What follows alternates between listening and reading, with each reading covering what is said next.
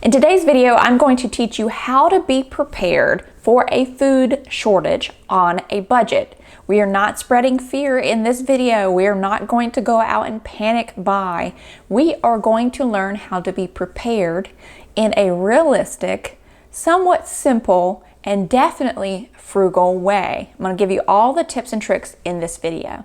If you are new to my channel, my name is Jennifer, and on this channel I talk about simple living and saving money. If any of that interests you, make sure you give this video a like. Now, we're not going to run out and panic and clear all the shelves, right? We are going to remember a couple of years ago when we had to pay premium for hand sanitizer. It was like gold. You couldn't find it, and it was very expensive, but you didn't mind, or actually you didn't care what the price was when you found it, because that's how bad you couldn't find it. It was a fear. Oh my gosh, the store shelves are missing, or everything's gone. What am I gonna do? Panic buying. We're not gonna panic, okay? We're gonna remain calm. We're gonna be the ones chilling out at home, remaining calm if something does happen. In this video, I thought it would be appropriate to film it right here in the corner of my dining room where I keep my overflow food storage. I am one that does keep some food storage, not a ton, but I also have a pantry, and so you're not seeing what's in the pantry, and I have more laid out here in front of me. I thought it appropriate to talk about this stuff while I was in the middle of rotating my food anyway, which is something you should always do. Don't just let it sit there. Don't buy a bunch of stuff and let it sit there and never eat it and rotate through it. So let's just talk about, we don't need to overthink this, right? But we don't need to take for granted the fact that we can go right now and get whatever we want off the shelves. Well, maybe not now, but previously we could go and for the most part still can get the necessities, the things that we need off of the store shelves. You don't think about it. You don't buy 3 bags of flour because you know if you need flour next week, you could just run by the store on the way home from work.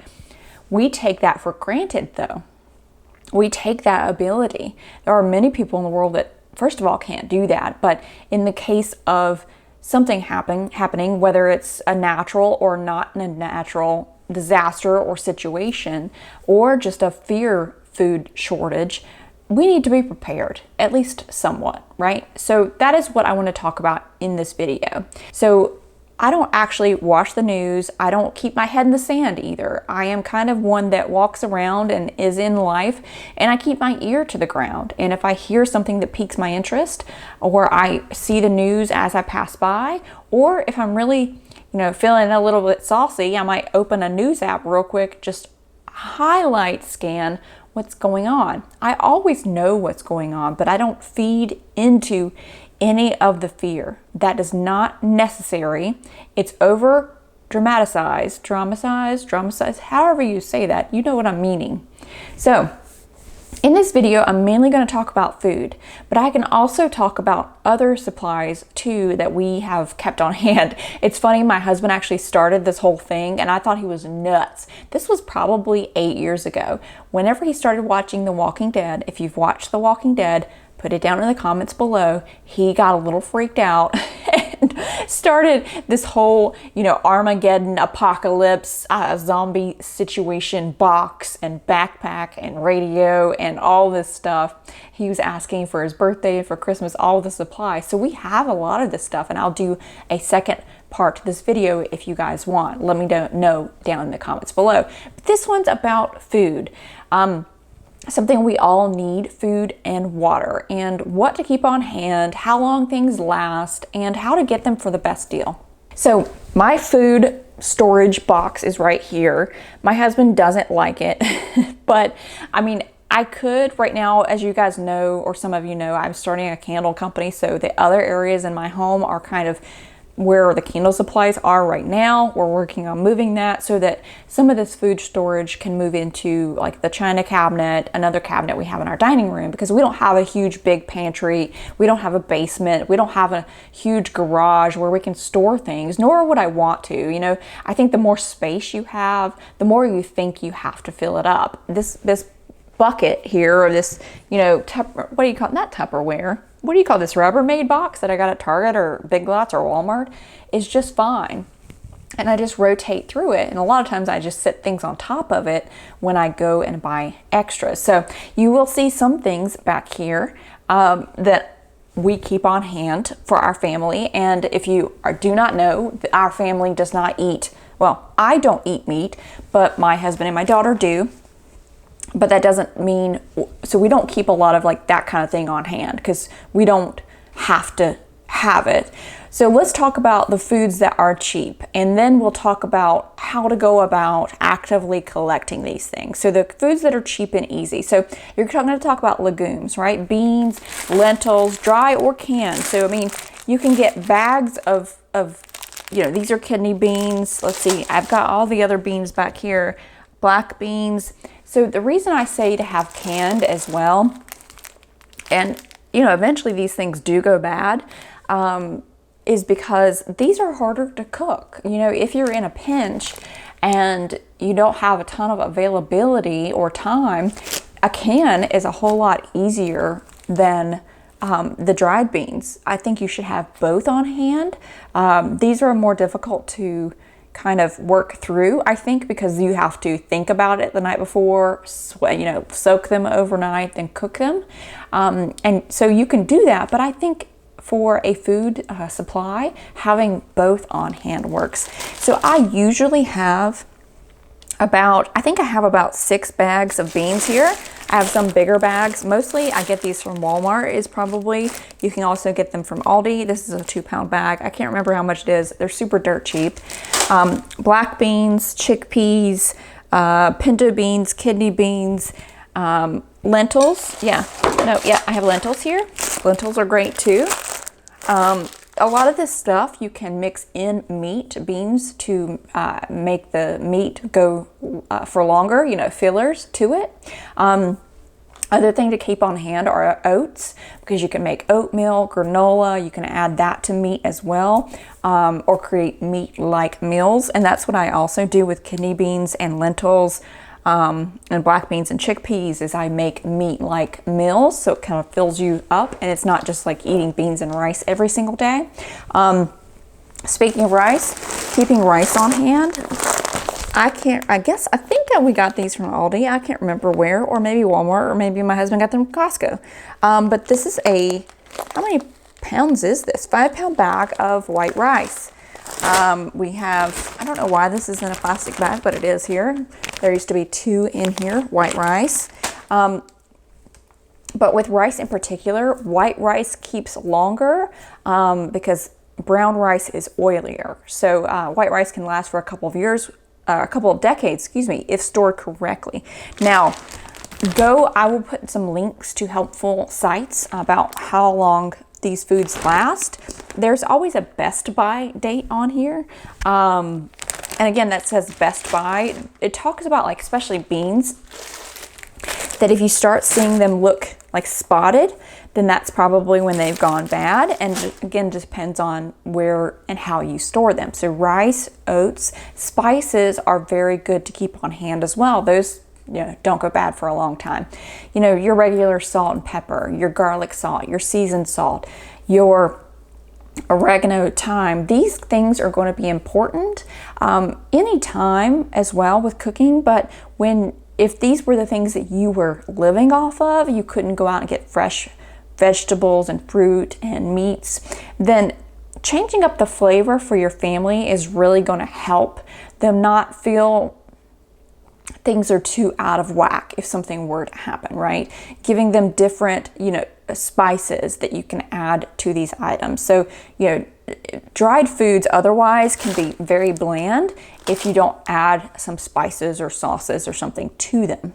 The other things we keep on hand are tortillas. And tortillas, if you look at their expiration date, last a lot longer than bread anyway. And you can also freeze them. So tortillas would be great to keep. And what we do is just keep some in the freezer, and then we'll use those, put some more back in the freezer so that we would always have some. One of my daughter's favorite kind of snacks is taking a tortilla and putting honey and peanut butter on it. She loves that. It's a little bit messy, but she loves that as a snack.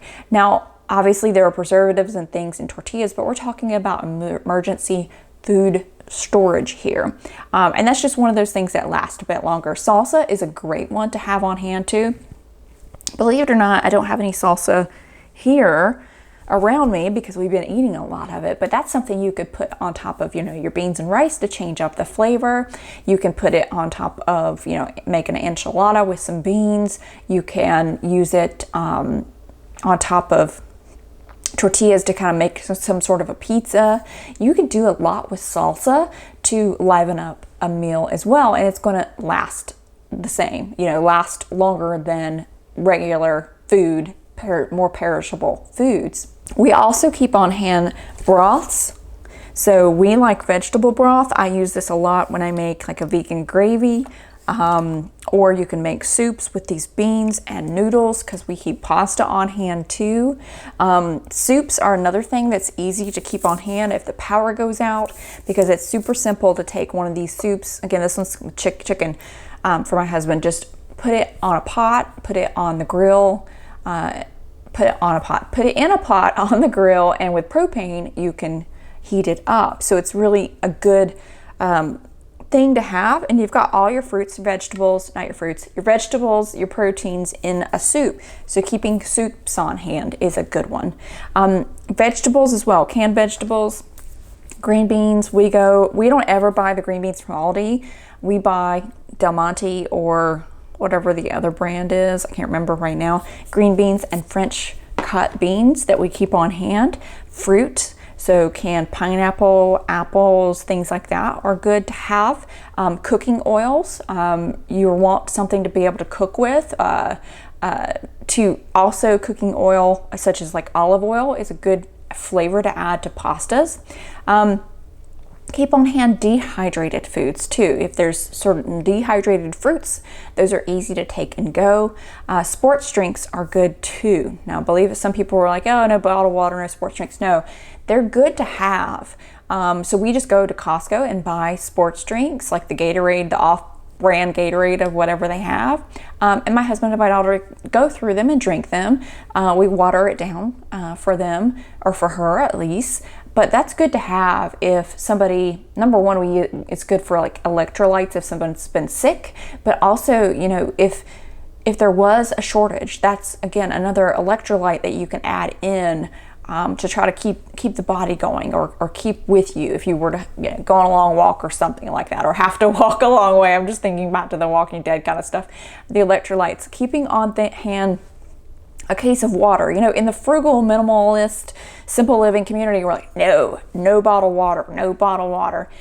That's fine, but I always have a case of bottled water because you never know. For instance, 2 years ago, there was a regular testing done of our tap water here, and for I think 36 hours we couldn't use the water unless it was a boil water advisory.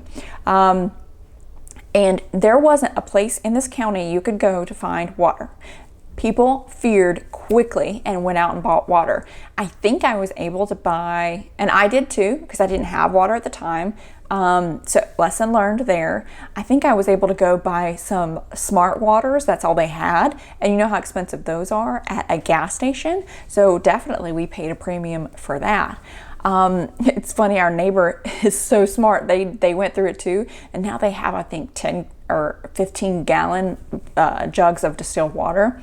So keeping on hand, you can go to Aldi and get those jugs of water. We have a couple of those, and we'll keep on hand also a big case of bottled water. If you hear the dog in the background tapping around, that's Howie. Again, I'm in the dining room, so he's on the hardwood floor kind of just walking around. But things that last forever that are also good to keep on hand: molasses, honey. Again, keep in mind with rice, it just depends on how you store it and if it's white rice versus brown rice. Sugars, peanut butters can last up to a year, again, unopened. Pasta can last up to 2 years. So I love getting pasta, the non-egg noodles, wide egg noodles, elbows, any kind of pasta. I am all about the pasta game. One thing you'll see that I have stocked up on a lot is spaghetti sauce, for instance. Usually this is a good brand at Aldi. They also have this brand back here. These are the less expensive of the ones at Aldi. again, I can't remember. I think these are $1.50 at Aldi, but I bought these. I got these on sale for $1 at Harris Teeter when they were having a sale. So just things like that. I'm looking around to see if there's anything else I can show you that I have that I haven't talked about. Also, baking soda, keep that on hand. That's good for cooking and cleaning. You want to keep condiments on hand, ketchup, mustard, again, things that are going to change up the flavor of some of these normal, kind of more pantry staple items that, unless you were to, I mean, if you're creative, you could really change up the meals that you're having. Potato flakes are easy to keep on hand and make mashed potatoes out of. Flour, I think potato flakes, I read something like a year and a half. Flour is about a year. Hot sauce. I love me some hot sauce on pretty much anything, and it changes up the flavor because it just, hot. It lasts for about 4 to 5 years. So there are some ideas for things that you could stock up on. So now we know kind of the things that we may want to focus on food-wise to help create our stock, right? How do we do it in the most economical way? Well, the first thing you need to do is take stock of what it is you already have. So clean out your pantry, clean out your food storage, go ahead and rotate your items. Doing this morning, we figured that there were some things we needed to go ahead and start cooking with, so we'll do that this month, and then we'll just rotate. And how I keep this going and I don't exhaust my food storage is how I just buy food. I use sales, and when things are a good price, when I find them, and I stock up on them. So I stock up on canned goods or non-perishable items. For instance, I was talking about the spaghetti sauces. My local Harris Teeter had them for $1 a jar last week, 2 weeks ago, and limit 4. So I bought 4. I certainly wasn't going to make 4 portions or meals of spaghetti that week or within 2 weeks. Not the point. They were a good deal. I got 4 cans for $4, where if I'd gotten them on a normal time for Aldi, I would have gotten 2 cans for $3. These were a much better deal. So what you want to do is stock up as you go or as you can. When you see a sale on something that you use a lot, so you use green beans and you see that they're on sale this week, start out small. Buy an extra 2 to 3 cans, okay? And then that's how you create your stock. So same as things when you go to Costco, right? You don't need to buy too much stuff. You might buy, if you're really worried about something happening, you might buy, your case of toilet paper and buy 1 extra case. I don't think you need to buy 2. So just limit it and do it small. An easy way to do this with your weekly shopping or bi-weekly shopping or monthly shopping is to take a percentage of your budget and allocate that to your stockpile, okay? So whether that's $10 to $15, you over a week or over a month can actually accumulate if you're starting from nothing.